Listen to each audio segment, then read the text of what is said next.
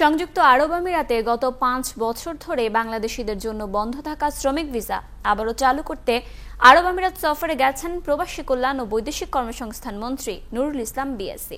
৭১ টিভিকে মন্ত্রী জানিয়েছেন ভিসা সংক্রান্ত অগ্রগতির কথা। আরব আমিরাত থেকে লুৎফুর রহমানের তথ্য এবং জাবেদ আহমেদের ক্যামেরায় রিপোর্ট। দীর্ঘ ৫ বছর ধরে আরব আমিরাতে বন্ধ আছে বাংলাদেশের ভিসা, সেই সাথে বন্ধ আছে ট্রান্সফারও। এজন্য দেশ রেমিটেন্সে পিছিয়ে পড়েছে। এবং সেই অভিযোগ যদি আপনারা পান, গত ১৮ মার্চ ৭১ টিভির বাংলাদেশ সংযোগ অনুষ্ঠানে আমিরাতের শ্রমিকদের কষ্টের কথা শুনে শ্রম মন্ত্রণালয়ের সচিব জানিয়েছিলেন ১ মাসের মধ্যে আমিরাত সফর করবে সরকারি দল। কথা রেখেছেন সরকার, এসেছেন মন্ত্রী। সার্বিক অগ্রগতি নিয়ে একান্তে কথা বলেছেন ৭১-এর সাথে।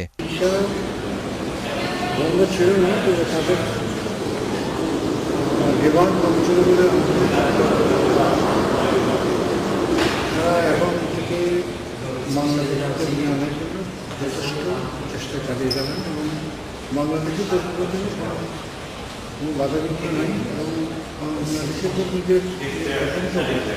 স্থানীয় দূতাবাসে প্রবাসীদের ভোগান্তির বিষয়ে জানতে চাইলে মন্ত্রী জানান, বাংলাদেশের বেশিকে আমি অলরেডি রেজিস্ট্রেশন দিয়ে দিয়েছি যে বাংলাদেশের কর্মীদের যত রকমের সমস্যা আছে সমাধান করার জন্য বাংলাদেশের স্বার্থ যেখান থেকে জড়িত আছে স্বার্থ বজায় থাকে ওটার জন্য সংগ্রাম করে যাওয়ার জন্য, ব্যবস্থা নেওয়ার জন্য, এবং এটা যদি ফিল করে তাহলে আমরা এটাকে সিরিয়াস দিতে হবে।